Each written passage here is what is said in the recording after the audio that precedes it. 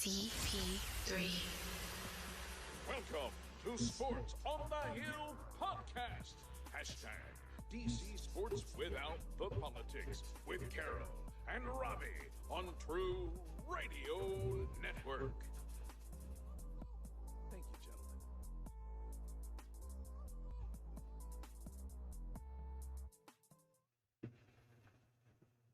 gentlemen. That's right. It's Monday night. Sports on the Hill podcast, True Radio Network, CP3 coming to you live from the lab. Brian Brennan on location in the lab, in his lab, and under the, Brian got his own thing going on too. So, Robbie, he isn't here tonight. He's on vacation. I want to wish him and the missus a happy anniversary. What is it, number 7 or 8, Brian? I can't remember. I think it's, I don't know. I'm not sure. I think it was 7. He'll tell us. Yeah, he'll tell us when he comes back. But happy anniversary and congratulations on the new puppy and the family and everything. I saw the pictures. So Robbie doing big things. Got the baby on the way. Got Zach now. Got a new puppy, and got Neville the cat, who's always the coolest cat I know. And it's just a good time for him. So happy anniversary. Glad they had a safe trip back from the islands and everything. And can't wait till you get back next week. And Brian, so what's going on with you, man? I'm doing well, Carol. A bit of good and bad for me this week. The good was I moved into my new place, which is very exciting. I'm really happy to be in a new place, living in somewhere new. The bad news is while I was in the process of moving to my new place, I twisted my foot really badly and ended up fracturing a bone in my foot. And I have to wear a cast on my leg for 6 to 8 weeks. So, a bit of a mixed bag week for me. But I'm in good spirits. If the worst thing that happens to me is I have to stay at home and watch Netflix for a week, I'll survive. But yeah, thanks for having me on, Carol. I appreciate you having me on. It's been good filling in for Robbie, and I'm glad to be back. Hey, man, always appreciate you taking the time out. I'm a baseball guy, but you're a New York baseball guy. Y'all guys are a different breed. So, you have a lot of good info that I love to, get the insight. I know a lot, but I can always learn some more. So I love having you on. I appreciate that.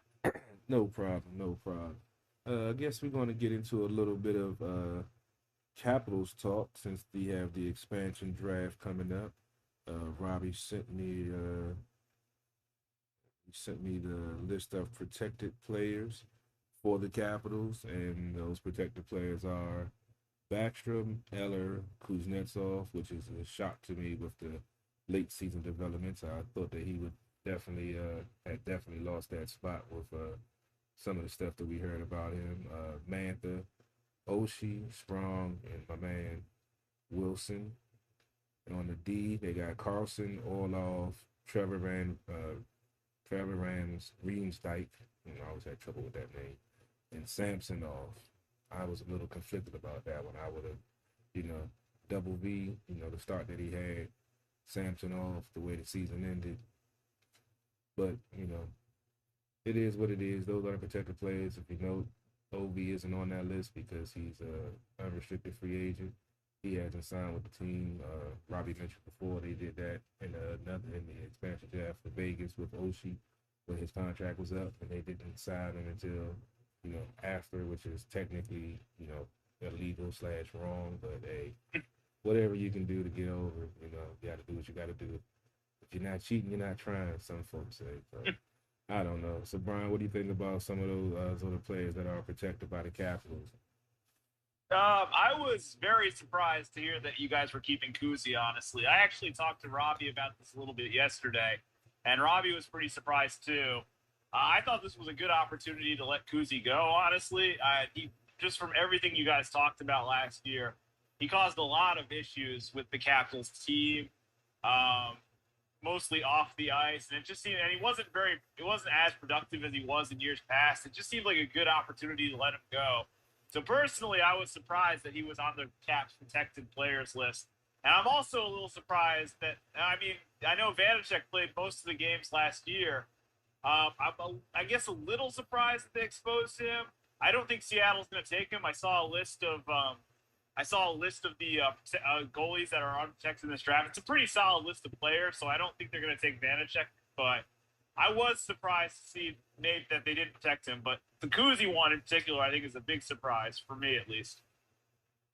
Yeah, it was a shock for myself. I thought, with the season that he had and, coming off of the, rehab stint, getting off of the cocaine, he, but we're going to see what happens with this team because they have a lot of tough decisions to make to see if they can get back into that Stanley Cup form because they haven't gotten out the first round since they won the Cup, which is kind of disappointing, but,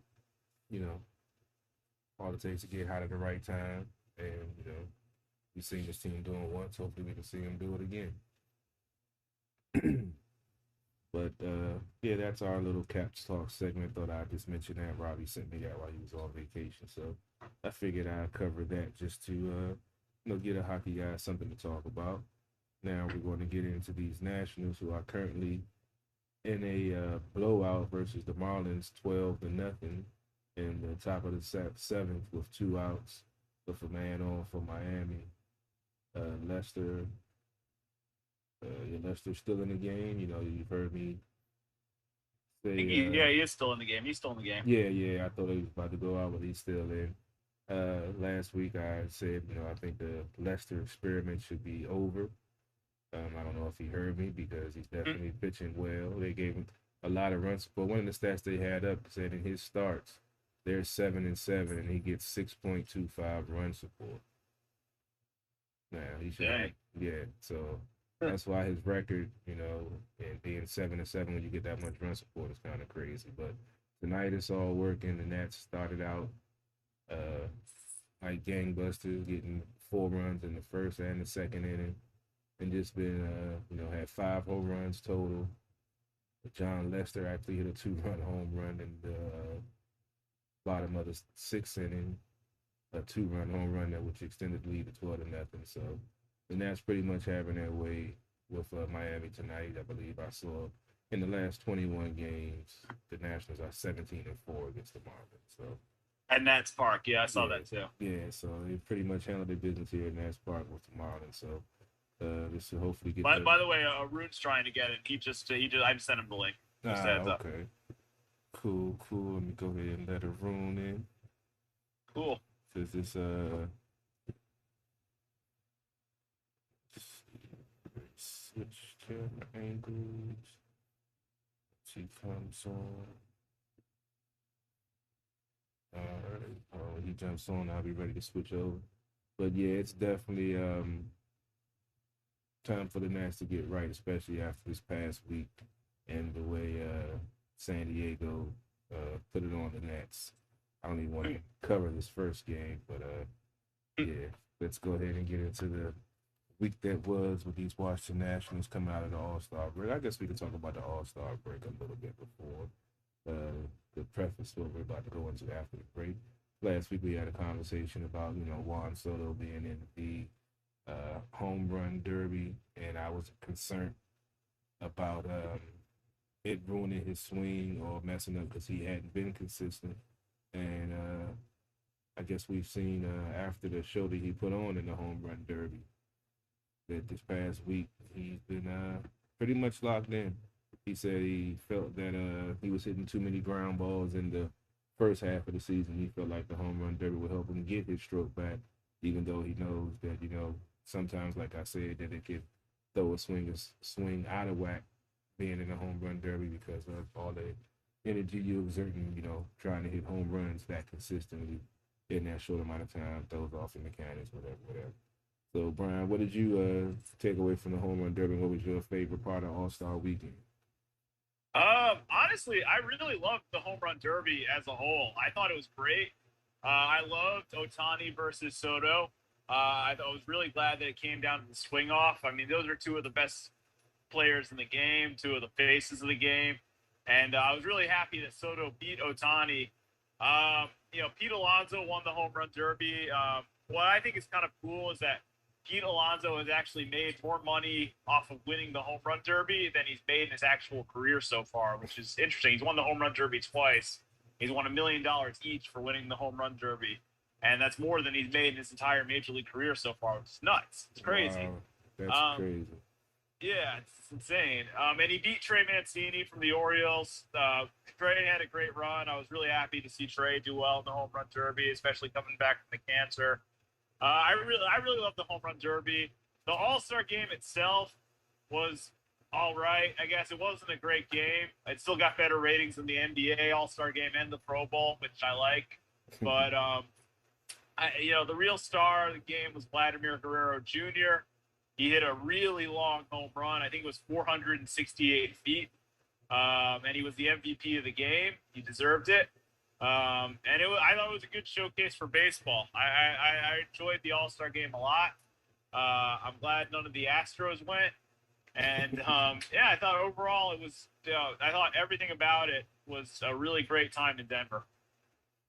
Yeah, I got to see the home run derby. I watched some of the game. I was flipping back and forth. But the home run derby definitely was very entertaining. I haven't saw one entertaining since the one here when Bryce Harper won the home run derby in that, dramatic fashion. I still like Bryce even though he's not here. But yeah, to me, that was one of the most epic ways to win the home run derby. And Alonso, he killed it. And that's crazy that he's made more money in the home run derby than he has under his contract since he's been in baseball. That's wild.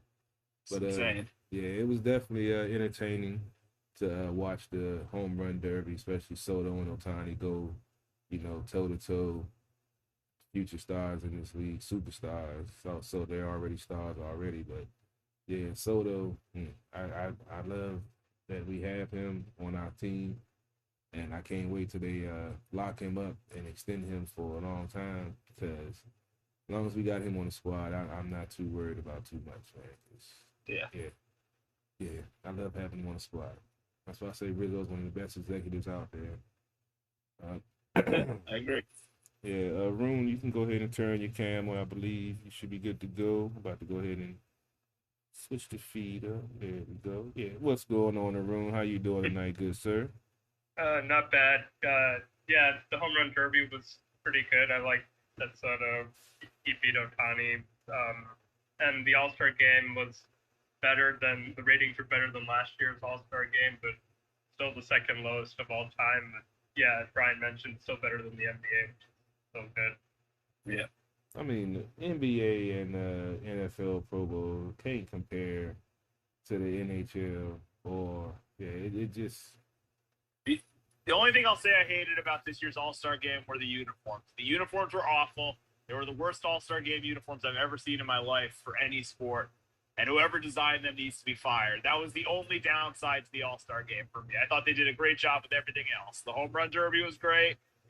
The tribute they had to Hank Aaron I thought was really nice too.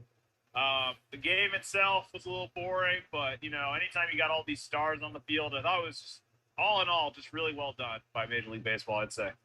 I kind of like the uniforms. Oh, come on, Carol. They were so bad, man. They were so bad. I kind of like the way they had it set up. I kind of liked it. I didn't think nothing. One of my favorite parts of the Major League Baseball All-Star game is the fact that all of the teams are wearing the uniforms they wear at home. Like, I like that a lot. I thought they were bad, man. I'm not a fan. Yeah, that's cool. I used to like that too. Each team, each player had their own uniform jersey on, but I like the ones that they had. I didn't think about that they didn't have the team jerseys on, but I like the jerseys they was wearing. Representing their squad. I thought that was cool. Yeah. What about you, Arun? Did you have an issue with the uniforms not being a traditional way of wearing your team jersey? I'm pretty neutral for the uniforms. I didn't care. I mean, they're all right. They weren't the best ever, and I'm not like, I wouldn't fire the person in charge of the uniform. People need jobs, I guess. Yeah, like I said, it can't be perfect. It's always going to be something, Brian. Always going to be something. But also, before we go on, Tim says he's in the waiting room. He's going to listen and join on for NBA talk. All right, great. I have that. Remind me when it's time with the NBA. All right, cool. Yeah, we won't have too much Nets talk because we only had these 3 games against San Diego. which they lost 2 out of 3, unfortunately. The first game, don't even want to mention, but the Nats are currently sitting 43 and 49, fourth in the East. In the last 10 games, they're 3 and 7. They're 4 games behind Philly, 2 games behind Atlanta, and 6 games behind the Mets for first in the division. Um, we were hoping they would come out of the All-Star break, hitting the ground running, even though they went in, staggering a little bit. Or excuse me, I saw Strasburg had a setback on his pitching day to, try to get back in the rhythm and try to see if that nerve in his neck was, he can get back to pitching. And unfortunately, they said he had a setback. So that's been, to me, one of the biggest issues with the squad this year has been the pitching, if not the starting pitching. So at some points, the bullpen. But, this team is, when it's been successful, they've always built it around a strong starting rotation. And even if the bullpen wasn't up to par, they did what they had to do. You have starting pitchers that normally can go 6, 7 innings and give you quality innings. But unfortunately, we haven't had that this year. And a prime example of that was in Game 1 versus San Diego, where the Nationals found a way to lose 24-8. Brian and myself was actually, talking during this game because I believe he was at this game. And I was. yeah, I kind of felt bad for him that he had to sit through. Even he didn't stay for the whole game, but the parts that he had to sit through, it was a pain to watch on TV. So I could only imagine how it was to actually be there in the stadium. But Chris Paddock earned the victory. That put him at 5-6. He went 5 innings, giving up 5 hits, 4 runs, 2 strikeouts, and 1 walk. Eric Fetty took the loss. That dropped him to 4-7. He lasted an inning and a third, giving up 3 hits, 6 earned runs with 1 strikeout and 4 walks. Yes, 4 walks in the inning and a third. That's never a good thing. Juan Soto went 4 for 5. He had a 3-run home run and a solo home run. I'm sorry. And Gerardo Parra had went 1 for 4 with a 3-run home run. This game was just bad, but for the second time in 9 days, Juan Soto hit a 3-run home run off of Chris Paddock in the first inning. So it started out, a slugfest, and then the Nats bullpen just, couldn't hold the wet paper bag, man. It was just sad.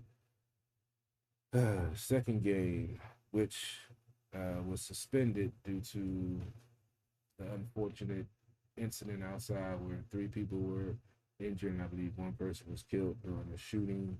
The game was suspended in the 6th inning. I had someone that was actually at the game. I was going to get him to zoom in, but I guess they changed their mind.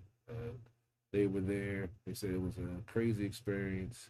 They didn't know what was going on. She was saying that, her knees are still scarred up because everybody just hit the ground because nobody knew what was going on. And some folks, no major injuries, but there were some reports of, some people got, trampled or crushed in certain situations, but nothing major because no one knew what was going on. And, we really don't talk about stuff like this on this show, but honestly, it's sad that instances like this go on. I mean, it's by the baseball stadium, and I know David Martinez. He has some powerful words he said in the press conference, but it's just crazy. Unfortunate stuff like this goes on not just in this city but in this world.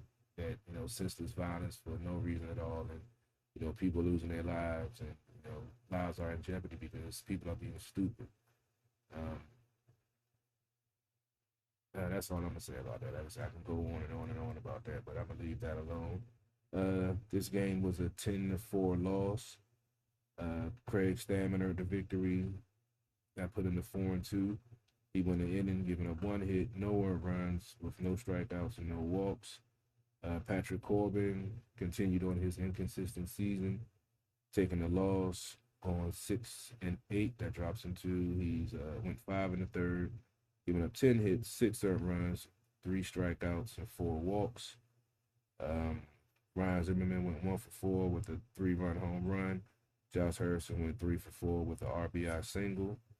And the last game of the series, the Nats were able to salvage 1 out of 3, and defeat San Diego 8-7 in walk-off fashion. Brad Hand earned the victory after blowing the save, which I always hate that he gets credit for any closer that blows a save. I hate that they able to get credit for the win when the team walks off and finds a way to win, because it's like giving him credit for screwing up in the first place. But he's 5-2. He went 1 inning, giving up 1 hit, 1 earned run with 3 strikeouts, 2 walks.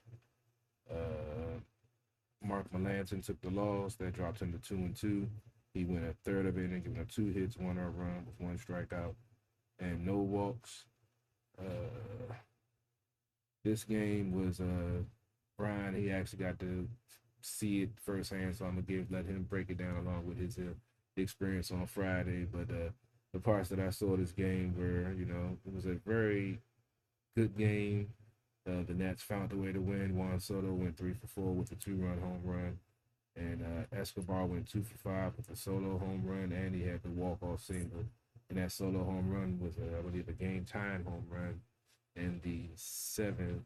And unfortunately, the Nats allowed it to get tied. I think that gave him the lead and allowed it to get tied in the 8th. And then in the 9th, as I said, Brad Hand once again blew a save, and the Nats bailed them out with the walk-off win. Brian, let's get your breakdown of Friday, being at the game, if you want to speak on the incident on Saturday, and your breakdown on Game 3. Yeah, so I was at the game on Friday, and the first couple innings just took forever. Like, they were really long. The Padres scored 3 runs right off the bat in the first inning, and the Nationals answered right back with the Soto home run. So you think, okay, this is going to be a good game. Then all of a sudden, the Padres respond by scoring 7 runs in the second inning, including hitting another grand slam, which is kind of what they're known for this year. They call him Slam Diego. And they're just like, just based off, they are a really good offensive team. They had a player, Jake Cronenworth, hit for the cycle in the Friday game. Tatis did some amazing things on the base pass. It was the most runs scored in the history of the Padres. 24 runs. That doesn't happen every day. It's not often every day that you score 8 runs and lose by that many either. So I don't know. It was crazy. I've never seen that. I don't think I've ever seen that many runs scored in person before. That's a lot of runs scored. And, Fetty was really bad. He talked about it. He basically walks everybody out there. And then the guys who came in after him were not much better, led by Machado, who was awful, and Spino, who was not much better. It was a struggle from the start. And then the Saturday game was honestly not much better. Just from the game standpoint, the Padres blew them out again. And then, of course, the incident was really scary. It just adds to, I thought you said it really well, Carol, but this just kind of adds to what's been a really scary year in D.C. A lot of murders and just needless deaths. And then now this incident outside Nats Park scares the crap out of a lot of people. It's awful. And I really liked what Davey said. You alluded to it, Carol, when the security guard, all these people were hiding in the dugout. They didn't know what to do. And they asked Davey, are these people your family? And Davey said, all Nats fans are my family, which I think is a great line. And Davey's really cool, man. I think that's really cool of him to say something like that. And in a time of extreme stress for a lot of people, to say something that calm and cool is just awesome. I respect the hell out of Dave Martinez for that. Scary incident, but I really do think the Nationals, I know I saw a lot of people on Twitter you could have handled this better. Why did you tell people to leave the stadium when the incident was happening outside the stadium? I honestly just think they just did the best with what they could do at the time. They just did what law enforcement was telling them to do. And I think they handled it probably as well as they possibly could have in that situation. Very scary situation for sure. And then finally, the Sunday game was great. Just to clarify, the Escobar, Hudson gave up a home run to Machado in the 8th inning that gave the Padres a 2-run lead. The Escobar home run in the bottom of the 8th made it a 1-run game, and then Soto hit a 2-run home run to give the Nats the lead, an opposite field home run, his 3rd home run since the All-Star break at that point. And then, unfortunately, like you said, Hand came in and blew the save, gives up the game-tying hit. But the Nationals come right back. They walk it off.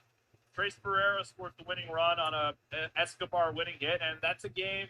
It was really back and forth. You thought it was, they had it in the bag. They had a 4-0 lead. Scherzer was pitching, and the Padres just came back again. So it's good to get this walk-off win and salvage at the end of a very difficult stretch against all these NL West teams. They're all really good. But, man, definitely a crazy weekend at Nats Park for sure. Yeah, crazy ain't the word. It's currently 13-0 in the bottom of the seventh with 1 out, bases loaded. The Nats looking to do more damage against Miami tonight. It's getting really ugly. I think they're trying to get them 24 runs back that they gave up to San Diego last week, is what it's looking like. Arun, what was your take on this 3-game series against San Diego where the Nats didn't look too good, for most of the series? Yeah, the pitching was pretty bad. Brian pointed out Betty was pretty awful. Corbin was awful again. His ERA is 2 runs higher than it was the year they won the World Series, so that's not going to cut it. Soto did hit 3 home runs in the series, so he did build up some momentum from the home run derby. So that's good, including a key one in the final game of the series, and Escobar with the game-winning hit. That pretty much put them over the edge. And Davey Martinez, and as for Saturday, Davey Martinez, as Brian pointed out, he was classy, and Manny Machado and Tatis also invited fans into the dugout to keep people safe. So it's good that both teams pulled together given the unfortunate circumstances, and it's good that the Nats are playing well tonight. Yeah, definitely looking real good tonight, but it is the Marlins, so we want to see if they can sweep them, get their mojo back, and then they face the Orioles later on the week, which is the perfect segue for the upcoming schedule. Monday, Tuesday, and Wednesday, they have the Marlins here at Nats Park, all 7:05 starts. Then they're off Thursday, and then Friday, Saturday, and Sunday. They're at Baltimore. Friday is a 7:05 start. Saturday is a 6:35 start. Sunday is a 1:05 start. Like I say, they have 3 against the Marlins and the O's. I believe the Orioles are up right now. I believe last time I checked the score. This is hopefully a get right week for the Nats, especially where they stumbled into and out of the All-Star break. So definitely, is that a bases clearing double most likely? No, not clearing the bases. Also, I forgot to mention Trace Barrera hit his first career home run. He's been up for 7 games and got his first career home run, and I believe he scored the game-winning run in the walk-off game yesterday. So he's definitely living up to the hype of him coming up from the minors. And yes, the Nats are up 15-0. It's a 2-run double. So yeah, the Nats are putting it on Miami tonight. Arun, what do you think the rest of the series is going to look like, and how they match up against the O's later on in the week? Yeah, good that the Nats have opened up well. Lester actually pitched a pretty good game, and he hit a home run, like 419-foot homer. He becomes the oldest pitcher for the Nationals to hit a home run. Livian Hernandez was the last oldest one, so that's good. And they really need to probably sweep the Marlins to get back into the playoff race. The Orioles are actually on a 2-game winning streak, and they're up 6-1 on the Rays. But the Nats usually take care of the Orioles, so hopefully they do that this coming after the series. We can only hope. What do you say, Brian? What about this rest of the series versus the Marlins and the O's that's in your division? I think this is a get-right week, like you said, for the Nationals, Carol. I think they're handling their business tonight. Well, they hit 5 home runs so far tonight against the Marlins. They're crushing it so far. The only challenge I would say against this Marlins team is going to be they're facing, I think his name is Trevor Rogers tomorrow, and he's got a 2.65 earned run average. He's been one of the best pitchers in the NL East. So that'll be a tough matchup, but I do expect the Nationals to probably sweep this series. I mean, they're better than the Marlins for sure. And then the Orioles, I think it's the same thing. I think they just have to take care of business against a better Baltimore Orioles team. The Orioles have obviously Mancini, who's probably going to win Comeback Player of the Year, and Cedric Mullins, who was the starting center fielder in the All-Star game, and is a great player. A great story too. He was a walk-on at a junior college team, and now he's the starting center fielder for the American League All-Star team. So, but they're still not a very good team. I expect this to be a get-right weekend for the Nats, and I don't remember who they play after the Orioles, but I know after that they play the Cubs, and the Cubs are going to be huge sellers at the trade deadline. They're going to get rid of most of their key players, if I've heard properly. So this is the Nats. These next couple of weeks have a chance to get right back in the thick of things. I'm watching the Mets right now too. The Mets look really inconsistent. Jacob deGrom just had to go on the IL. They just lost 2 out of 3 of the Pirates this weekend. I don't think the NL East is totally out of question for the Nats, honestly. No, they're only 6 games out of first. They're only 6 games behind the Mets. So, I mean, the Mets been playing some good ball. They've had some injuries and still played pretty well. But, yeah, this past weekend, I believe they gave up a walk-off grand slam. And yesterday they had some, some Mets hijinks in the infield and outfield. So, like when the Nats played them, they won, 4 out of 5. After they faced them earlier in the season, and they made some blunders then. So I'm not really concerned about the Mets more than I'm concerned about the Nats and them getting consistent with their pitching. And it looks like Juan Soto just hit his 5th home run in 4 games. So it's 18-0? It's 18-0. Ooh. 1 out the bottom of the 7th. Juan Soto is locked in, and my fear of his swing not getting consistent after him going in the home run derby is he has very much proven me wrong, and I have no problem with that whatsoever. That's his 16th of the season. The Nats are up 18-0, and they might be trying to hit 24 tonight to make up for that game last week, Brian. I'm starting to get that in my head, man. Cause it's looking like that, isn't it? It's looking like they're going for 24. Yeah, I mean, this kid is phenomenal right now. He's locked in. He's seeing everything, and he's hitting the ball everywhere, opposite field, straight away. It's a beautiful thing to watch him getting locked in now, man. And I would like to point out that that was off of a position player. I actually just got a text from Matt Frandoni, a friend of mine. Oh, that's what it was? This is a position player who is currently pitching for the Marlins right now. Well, yeah, they did have Ross Detweiler, ex-national star, and he's the one that gave up the first 4 runs and then I think charged with the other 4 in the second. So we couldn't do much worse with the way their pitching has looked tonight. Arun, what do you take away from this 18-0 beat down the Nats are putting on the Marlins tonight? Soto's on fire. Lester's pitching well. And I guess they're making up for that 24-8 game against the Padres. So glad that they're taking it more seriously now against Miami. So hopefully it pays off. Yeah, they definitely got to get locked in. Games like this, hopefully, help them get more consistent and, can start producing and getting timely hits like they're doing tonight. Just they're hitting the ball everywhere. Everyone's being patient at the plate, not trying to do too much. And, it's looking pretty good for the Nationals, 18-0.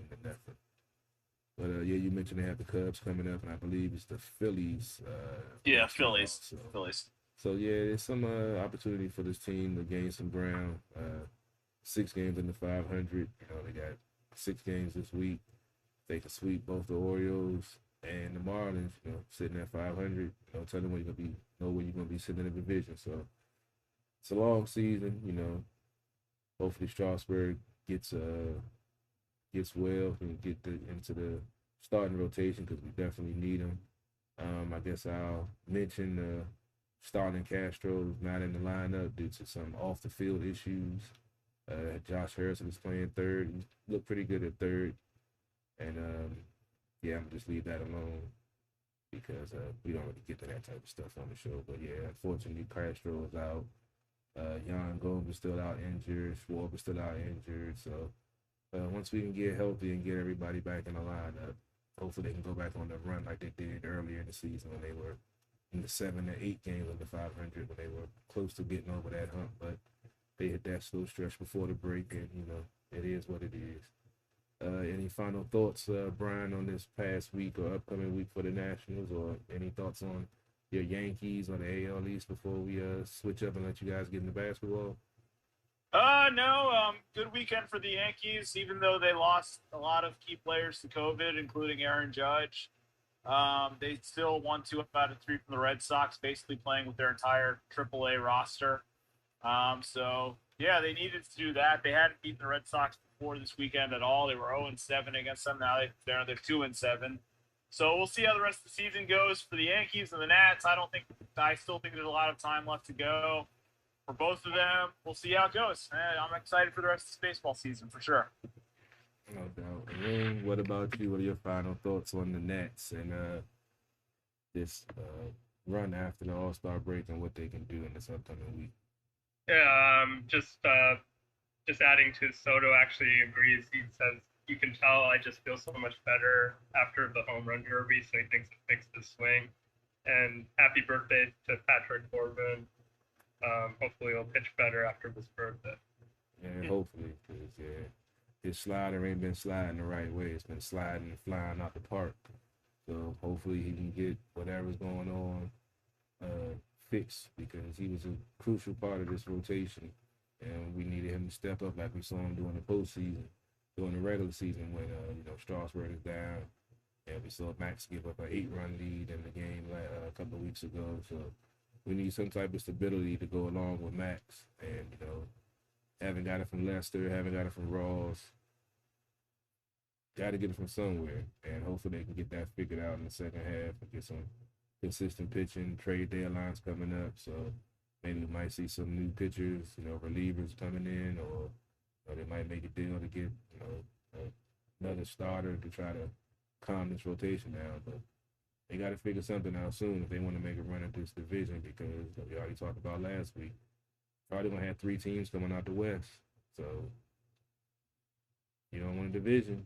They ain't making the playoffs, so that's going to make a decision of what they want to do.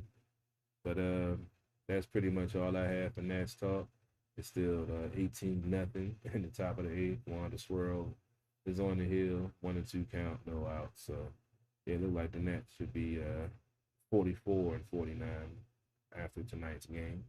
And I'll let you guys get ready to get into NBA talk and talk about these finals, but I believe Game 6 is tomorrow, and I know Milwaukee has a 3-game 2 lead over Phoenix. And I guess a nice segue into your NBA finals talk is I saw that the Washington Wizards announced that Wes Unseld Jr. is their new coach.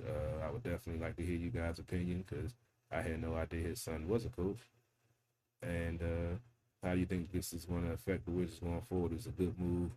Bad move? Is going to help their defensive issues that they always have?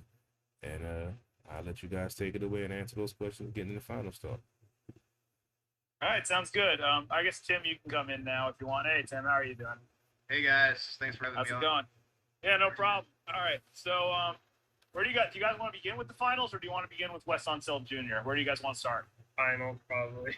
Okay, well, we'll start with the finals. When we last left off, it was the Suns had a 2-1 lead. We've played games 4 and 5 since then.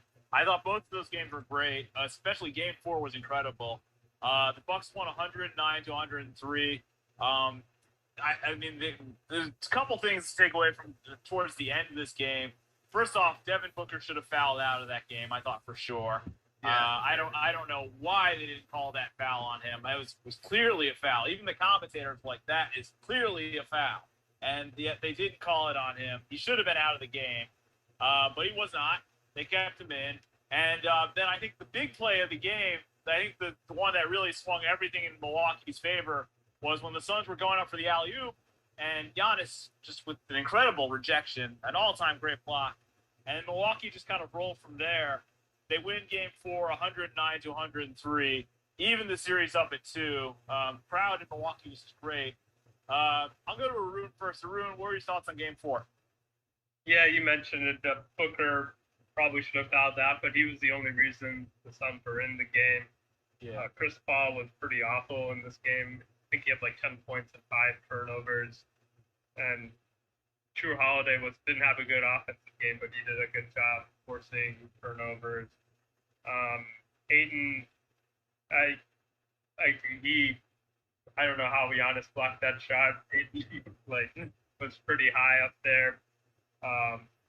Maybe it was a little maybe he didn't even think Giannis could reach it. I thought if you're looking back on it, maybe he could have finished stronger, but I don't think he actually thought Giannis had a shot at that. And Giannis is just playing great. Middleton was not very consistent, and then he's playing pretty well. So, yeah, it was just a good win for the Bucks, who, if they lost this game, the series, probably everyone would have said it was over. Yeah. I speaking of Middleton, I know a lot of people I've seen some people say, why isn't he getting consideration for Finals MVP? I mean, Giannis has, in my opinion, clearly been the best player for the Bucks throughout the whole series. I mean, Holiday, we'll talk about Holiday in Game 5 in a minute, but him and Middleton, I think, have been contributing, but Giannis has still been by far the best player. Sam, do you have any thoughts on Game 4? Yeah, I just think that block was amazing, and most players would have given up on the play. So it's not only an amazing athletic block, but it was a huge effort play. And I agree, Giannis, I think, would get Finals MVP if the Bucks close it out. He's had the 2 40-point games, and he's just playing the right way, which he doesn't often do. He's just going straight to the basket, very aggressive, not shooting too many dumb jump shots, still a few. But he's playing the way that he needs to play to be a dominant player, not, trying to be a point forward and shoot jump shots. So I love that for him. And yeah, I mean, Holiday was great in Game 5, but he just hasn't shot well enough. I don't think he would get Finals MVP either. Yeah, I don't think he's just a Finals MVP candidate, but he has been getting better as the series gone on, especially in Game 5. And then just one last person who I think I have to mention from Game 4. I thought Pat Connaughton hit a couple big shots as well for the Bucks down the stretch. That was a little surprising in that game. He's been good for them in this Finals as well, I thought. As far as Game 5 goes, another great game. Bucks win 123-119. Suns had a 16-point lead in the fourth quarter, if I'm not mistaken, and they blow it. The finishing touch, the great play at the end, the play that I think, if the Bucks go on and win this Finals, other than the block by Giannis, I think the play that a lot of people are going to remember this Finals for is the steal by Holiday, bringing it up the court, and then the alley-oop to Giannis to close out this game. That was a signature slam dunk moment by the Bucks in this game, I thought. And just looking at the numbers here, Giannis had 32 points, Chris Middleton had 29, Holiday had 27 points and 13 assists. And for the Suns, Chris Paul was 9 of 15. He was better. Arun talked about it. Chris Paul was not very good in games 3 or 4. But Devin Booker was the star once again for the Suns. He had another 40-point game. He's got, I believe, now 2 40-point games in this Finals, along with Giannis, who also has 2 40-point games in this Finals. But it wasn't enough. The Suns blow it. The Bucks win, and they have a chance to win the NBA Finals tomorrow night on their home floor in Milwaukee. Arun, I'll go back to you for your thoughts on Game 5. What did you think of this one? Yeah, both teams are on fire. The Suns shot 68% from three-point range, and no team, I believe, has lost shooting above 60% from three-point range this year's playoffs. So that's a pretty unfortunate way to lose. And Connaughton was even better in Game 5. He was knocking down threes. In Game 1, he wasn't knocking down these shots, and that he was plus 10 when he was on the floor. That alley-oop play was great. Booker, they didn't call timeout on the play. Booker was triple team on the play, it turns out. And I remember a couple of years ago, there was this incident where Booker was in a pickup game and Joakim Noah told somebody to double team him, and Booker was saying, "You shouldn't double team me and pick up."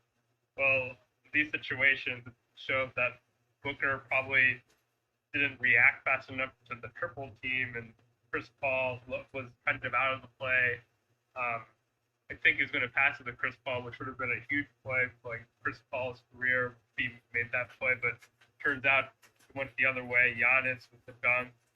I don't think it was a really dirty play by Chris Paul, like trying to foul Giannis. I think he was trying to get the free throws, but it was just too little, too late kind of thing. And it was pretty bad that the Suns didn't box out on that rebound when Giannis missed it. So I think the Suns really put themselves at the wall with this loss. Yeah, it's crazy to think. I mean, we thought the Suns were cruising to this title when they went up 2-0, and here we are just a couple days later, and now Milwaukee is on the verge of winning this thing. It's been a great finals. I really enjoyed it, and I would love to see it go 7, but I don't know. Milwaukee in front of their home crowd tomorrow night, that's going to be tough. I heard this is going to make people who are nervous about COVID a little nervous, but I've heard they're letting 60,000 people into the Deer District tomorrow night in Milwaukee, which is crazy. So a lot of people are going to be celebrating the streets of Milwaukee if they win this thing tomorrow. Tim, do you have any thoughts on Game 5? Yeah, just like people have been saying, Connaughton has had a great series. I think he might have made the most three-pointers of anybody in the series because they mentioned that during Game 5. So at least he was the leading three-point shooter for a while. So that's kind of an interesting stat with all the good shooters in this series. And I really feel bad for Chris Paul because he did shoot well. It wasn't necessarily his fault that they lost, but this really will hurt his legacy a lot if they lose this series, especially if he doesn't get back there. And I think him choking a 2-0 lead will kind of be what this season would be remembered for. But clearly the Bucks were clutch. They were down 16 after a quarter. That was an amazing crowd. I take nothing away from the Phoenix crowd. Like they came ready for the game, really into it. But the Bucks came back and had an amazing second quarter. Just the first half was just a seesaw battle, and nobody missed the whole game. Really entertaining game. And Holiday was great, offense and defense. So watching that game, I was like, I kind of want the Bucks to win in 6 so we can get these two good players from Milwaukee on Team USA and maybe beat France. But I'd like to see 7 games too. Yeah. We'll talk about Team USA in a minute because I do want to talk about the Bradley Beal situation a little bit and what they're going through as they head into the Olympics this week. But let's just very quickly, let's look at Game 6 that's coming up tomorrow. Like I said, the Bucks have a chance to put this away on their home floor in front of their rabid fan base. And Tim, you're right. The fans have been incredible for both teams this finals. They've been great. I like how at the start of the series, Suns fans were chanting Suns in 4. As the series went on, Bucks fans were chanting Bucks in 6. So I think that's been kind of a fun storyline for this finals. I don't know. I want the series to go 7, but I mean, Milwaukee seems to have all the momentum. They won 3 in a row, and now they're going back to the Deer District. It's going to be tough for the Suns. Tim, I'll start with you. What do you think's happening in Game 6? I think it's going to be a really close game, and I think Phoenix will come out ready to play and probably take the lead in the first half. But I think the crowd and just the way Milwaukee has played the past 3 games, I think will probably carry them to a close victory tomorrow night. Just the Deer District would be an amazing place, to celebrate a championship, and the city wants it. I just kind of felt looking at Chris Paul's face and Booker's face at the end of Game 5, they really did look kind of deflated, like they knew that was their chance and they blew it. So I don't know. I just kind of think they'll play hard. It'll be close, but I think the Bucks are gonna celebrate at home. And what do you think's gonna happen in Game 6? Honestly, I don't really know what's gonna happen, but I think it's actually gonna be a close game. Vegas says that the Bucks are supposed to win by 5 points, and I think, wow, if I had to guess, I would be closer than that. Yeah, that seems like a lot, honestly. The 5, that's a lot. Yeah, but get some action. Yeah. I mean, Drew Holiday. If I had to guess, I think it's going to be Drew Holiday's going to come down to earth and Middleton. Like he's played well the last 3 games. 4 games in a row might be a bit much, but I'm not sure. Selfishly, I'm probably rooting for a Game 7 just because I don't want the NBA offseason to start. But I feel like if the Bucks lose this game, then they have like no chance. Not no chance, but it'll be really hard for them to win Game 7 in Phoenix. So it's pretty much Bucks in 6, like Brandon Jennings memes when they said that they beat the Heat, I believe, in 6 games. Then he said it for this series, so starting over again. But it just feels like to me that this game is going to be really close, and Milwaukee might choke it away. So they may not choke it away. Phoenix might not choke them. It'll be a battle of like one of those kinds of close games down the stretch. Of course, I could be wrong, and the Bucks could go on fire for 3 in the first half, and it could be a blowout. So we'll see what happens. Yeah, it's going to be exciting. I think it could go either way. But this has been a great finals. I've really enjoyed it. If it goes 7, it's an all-time great finals, I think, for sure. Not quite 2016 when the Cavs played the Warriors, but I think it's been a great finals for sure, and I'm looking forward to Game 6 tomorrow night. All right, so let's get to the big Wizards news of this week. Wes Unseld Jr. is the new head coach officially now after weeks of rumors and heavy speculation that he was going to get the job. He is officially the Wizards coach. I personally, I think it's a good hire. I think you can't go wrong with, a long time, not only just a long time assistant in the NBA, somebody who was on a good coaching staff in Denver too. But he comes back to the Wizards family. He's obviously his father, Wes Unseld Sr., was a Hall of Famer for the Washington Bullets, won a championship, so on and so forth. He's a great player, of course.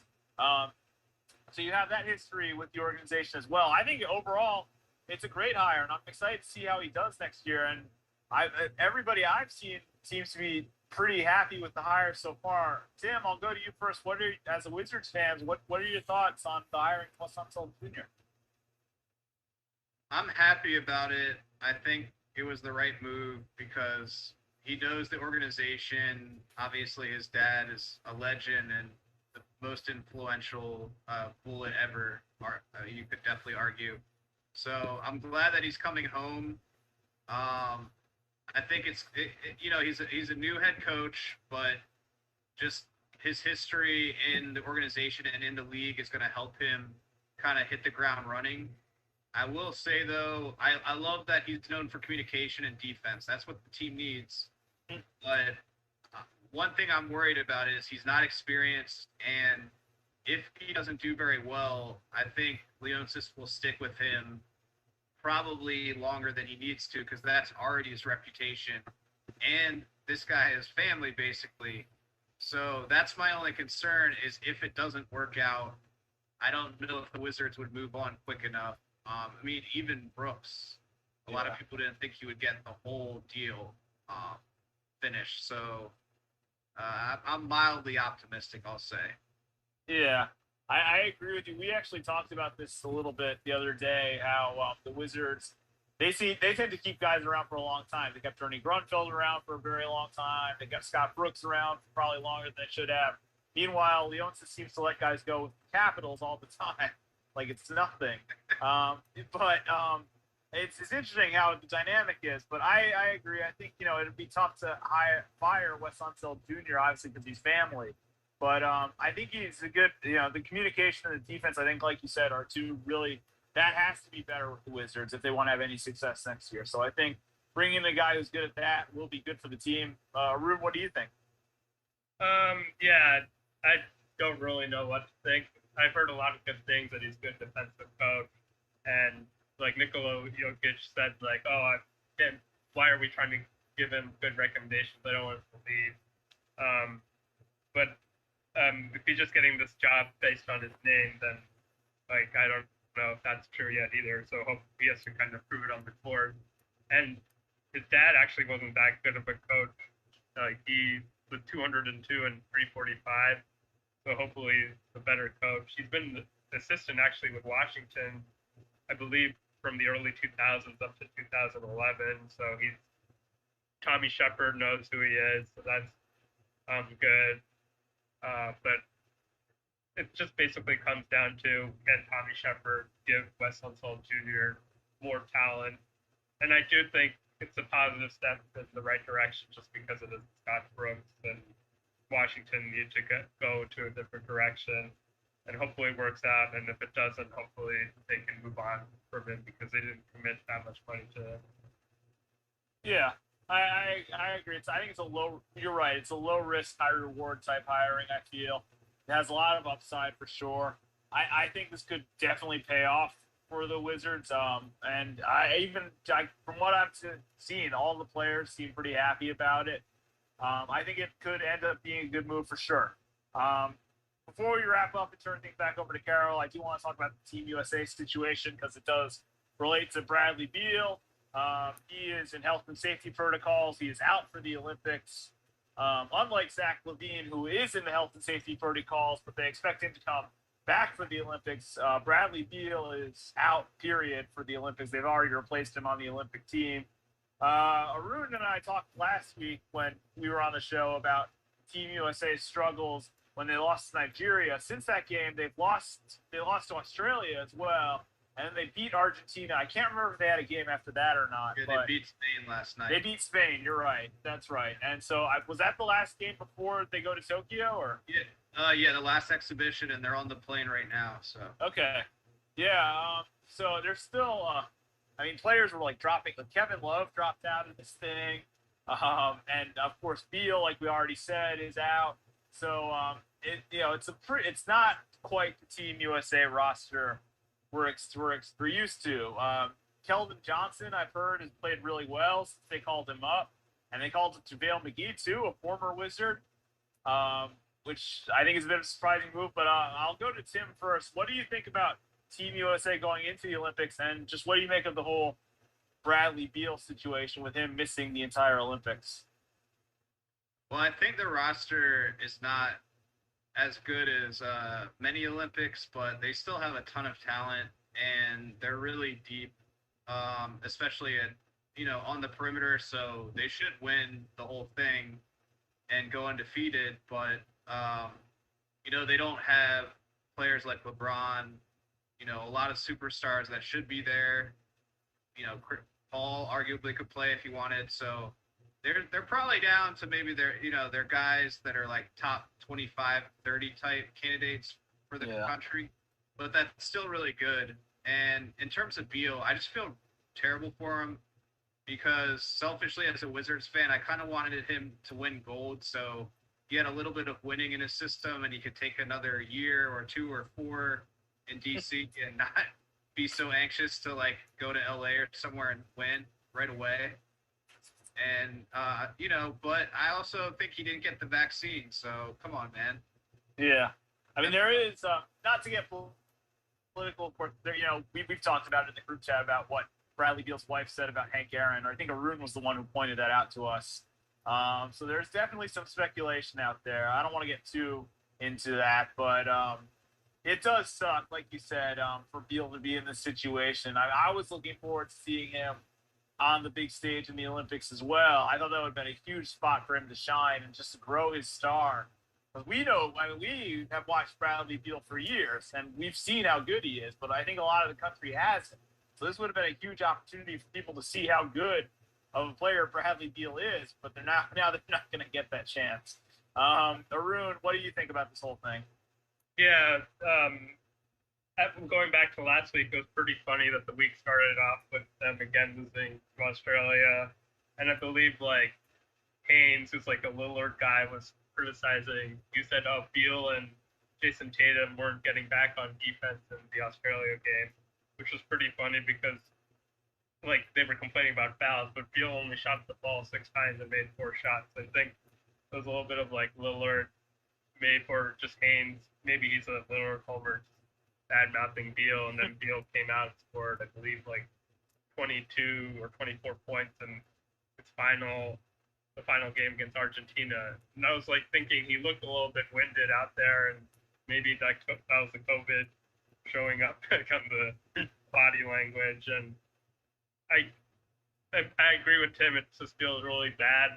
The Wizards haven't had a player on the dream team ever, but I guess they got JaVale McGee, the first player ever drafted by the Wizards. So it's like kind of weird, but I'm not as big of a JaVale McGee fan as Bradley Beal, so that's really different.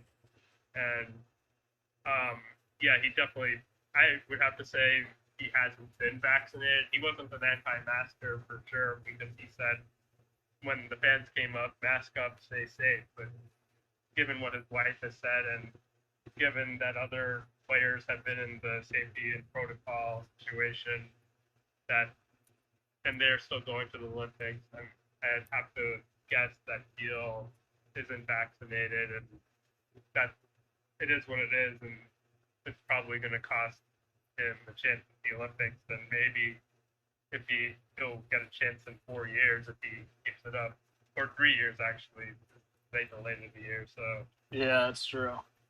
Yeah, I have to imagine in 3 years Beal will still be a very, very good NBA player, and he'll have a chance to be on that team as well. But I do understand why a lot of major stars have chosen not to be in the Olympics this year. Like I get it. If there was ever a year to skip the Olympics, this one, honestly, I feel like I honestly totally forgot they totally snuck up on me this year. Like somebody told me they're happening at the end of this week. I'm like, oh, that's soon. That's really soon. But yeah, I'll be interested to see how Team USA does. This is definitely not our deepest roster. Kevin Durant is clearly the best player we have. Of course, Lillard is great too. And we've got some solid players. I mean, we got some great players, but I think what you said is right, Tim. This is towards like the end, like the top 25 to 30 range players in the NBA, as opposed to like top 10 type talent. So we'll see how the Olympic goes. I'm excited for it.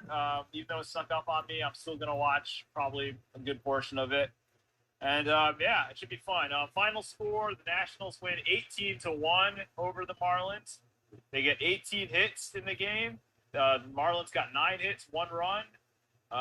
Blowout win for the Nats. And we'll turn things back over to Carol, I guess. Appreciate that. Great coverage as always. Appreciate y'all breaking down the NBA and that Wes Unseld Jr. signing. Hopefully it helps this team go in the right direction because it's been going in circles for the longest time. It's utterly ridiculous. I threw my child on the Wizards/Bullets franchise a long time ago, and I've been hoping they can do something. But yeah, it's unfortunate with Bradley Beal. I didn't know any of that about the Olympics, so appreciate y'all guys filling me in. Tim, as always, appreciate you taking the time. Let you guys wrap up because I guess we want to have an early show tonight because we pretty much covered everything. So Tim, appreciate you as always. Any final thoughts on upcoming football season, baseball, anything, parting shots before we get out of here? No, I would just, Brian probably said this already, but we went to the game on Friday night, and it was bad enough with the score and the heat and everything. It was still a lot of fun, but just crazy what happened the next night, and just a really weird weekend for the Nats, but glad to see a huge win for them tonight, and hopefully things will calm down and they'll just get some wins and stay out of the news. Definitely. Yeah, that was an unfortunate incident. But hopefully, to move forward and hopefully nothing like that happens again by around the stadium. Hopefully around the city, but unfortunately, we know that's not going to be true. But as always, Tim, appreciate you taking the time out, man. Always appreciate your contributions. And you have a good night, and have you back next week when Robbie will be back, and we'll have the results of the NBA Finals. Definitely. Have a good night, guys. All right, take it easy. Later, man. All right, Arun and that crazy dog that's always staring at you in the background. Any final shots, any parting shots, and let the folks know what you got coming up on your podcast that you started. Yeah, I guess this week on my podcast I'll talk about the NBA Finals, and I just want to give a shout out to Rui Hachimura.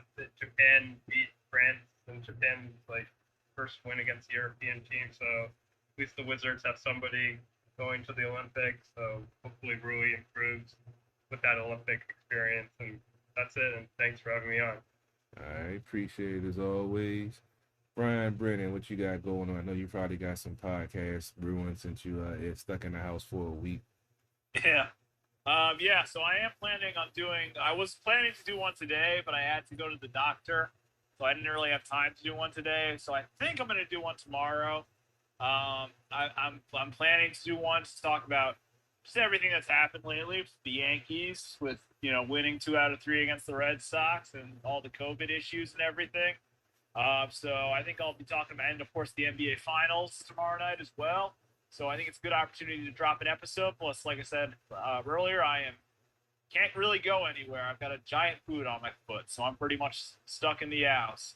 So I'll have plenty of time to record podcasts, but I encourage people to check that out and to go visit the International Spy Museum, even though I'm not there. It's a great place to be, great place to work, and I miss it very much. I can't wait to be back. But other than that, thanks for having me on, Carol. It's been fun filling in for Robbie these last couple of weeks. Looking forward to having him back next week. And yeah, man, thanks for having me on. All right, no doubt. I hope you're feeling better with the boot and everything. I'm about to get out of here. Let's see. As always, the wrap up. Appreciate you guys tuning in as always, checking us out. Go check out the website, sportsothp.com, or you can check out Facebook.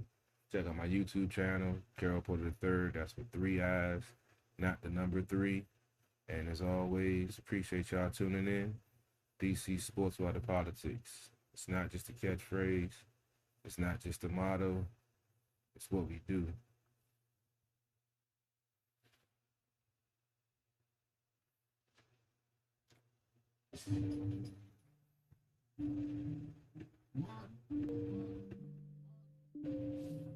Money, I love that money. Lucas.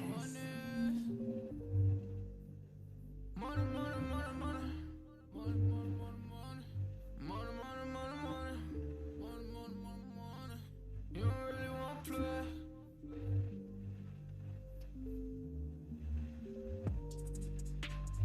Money, money, money, money's what I'm talking about. We don't really know what you've been talking about. You don't really want to play. You don't know what to say. It's money, money, money, money, money's what I'm talking about. We don't really know what you always been talking about. And I don't want to be the one who always really talk about. And you don't really want to play.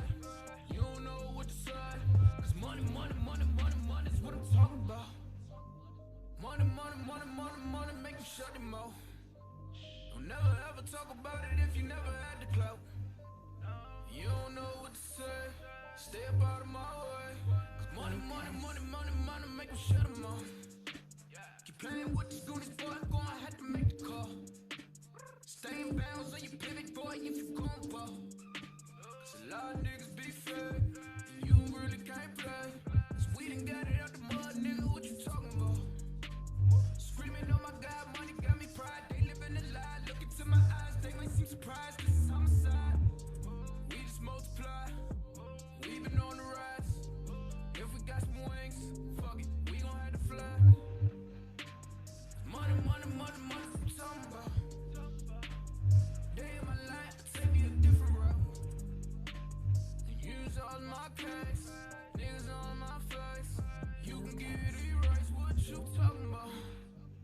Money, money, money, money's what I'm talking about.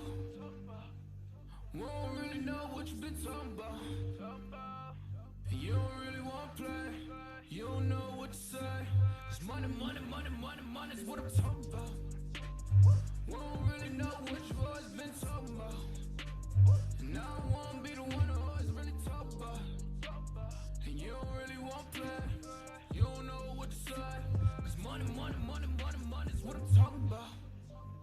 You never crossing these borders.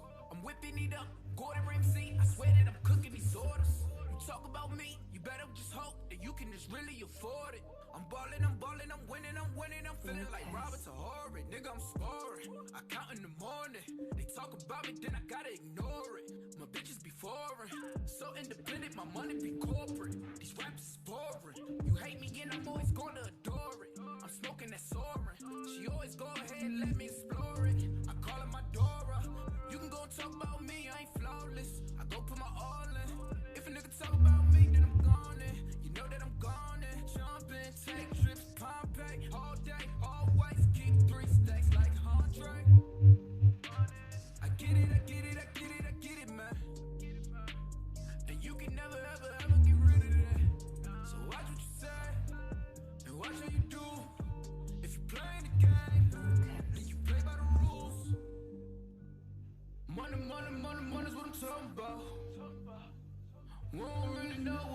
talking about.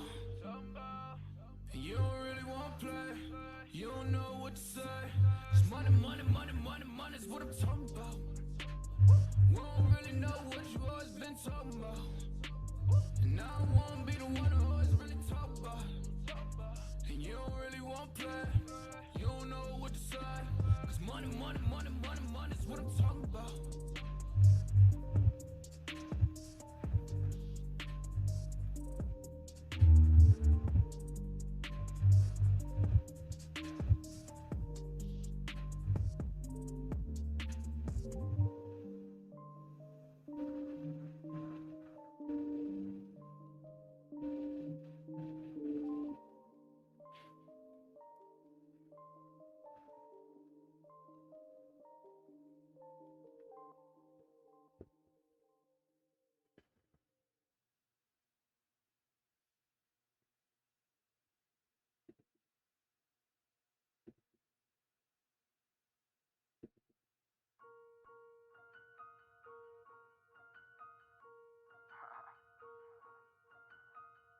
Don't get this motherfucker right. Right.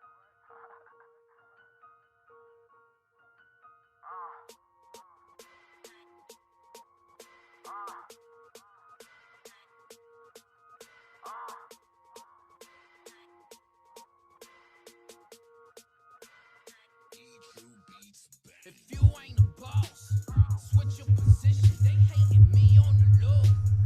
I cannot listen. I pack your bag if you tripping. I got me a superstition that you've been looking for ways. Get me up off this mission. My grandma told me, boy, watch what you pitching. You stay safe at the base and not what you whipping. They just all in my business. Scotty knows just what a pippin'. Flow like I be rapping. Tiptoeing J's when I'm riffing. They say I be hot, but I think I'm sizzling. Surgically put on the clinic. Spit it out just to a dentist. Try to do me some good, but they say I'm a menace. We back and forth like it's tennis, and I can't mold out my image. But we can't really change what you already felt, and nobody can say we never did help, never did it to mention. So let's calm all the tension. Let's just show you what's real and just get back to this business, you know. Trying to make a flip up off a quarter pick. This is what it is and what it's supposed to be. I've been right here if you ain't noticed me. It's them Southside squad niggas voted D. We been right here if you ain't noticed me. We been right here if you ain't noticed me. We been right here if you ain't noticed me. We been right here if you ain't noticed me. A rapper step up to me. That be a no-no. I be deaf cause they so-so. WWE. I got the game in a chokehold. Stamp it just like a logo. Just keep it on the low-low. They like I'm back on my mojo. Man, I still be great. Either riding or solo. Used to bag up them Cinco's just to make back that Ocho. Going into OT when I was loving that Coco. Spit it all on some promo. I'm talking tables and photos. Dying for what I love. I forgot about the Toto. Don't become a D-Rust. That mean you breaking a broco. Man, all of these threats, I might just buy me a fofo. Try and get all of these checks so I don't see you just no more. Man, you rapping ass niggas. I see you done change. Even when I touch my first million, I stay the same. You can't deliver the y'all know. Fuck this game like a porno. They hearing this like, oh no, ain't from DC, but he go. Trying to make a flip up off a quarter pick. This is what it is and what it's supposed to be. I've been right here if you ain't noticed me. It's them Southside squad niggas 40 deep. We been right here if you ain't noticed me. We been right here if you ain't noticed me. We been right here if you ain't noticed me. We been right here if you ain't noticed me.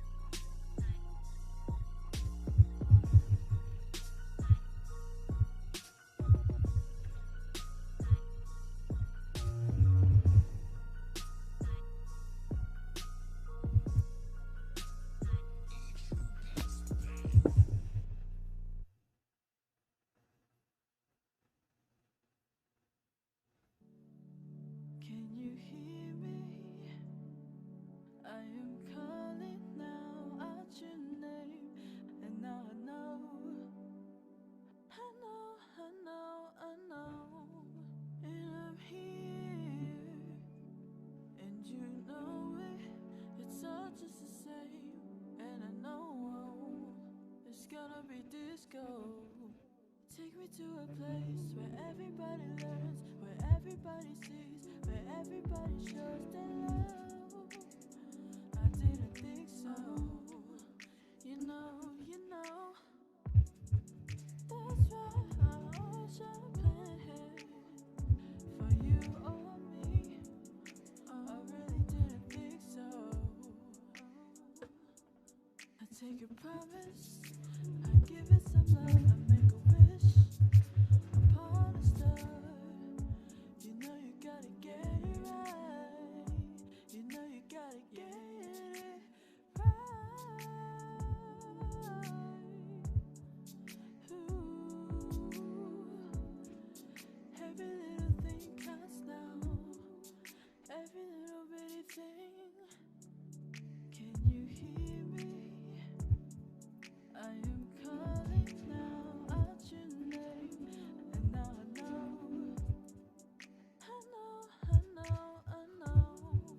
and I'm here, and you know it. It's all just the same, and I know it's gonna be disco. It'd be so cool just to celebrate all the love and not the hate that's going down. It's gotta stop, we've had enough. Why can't we just live together? Peace, love, and harmony is what this world needs forever. Can you hear me? I am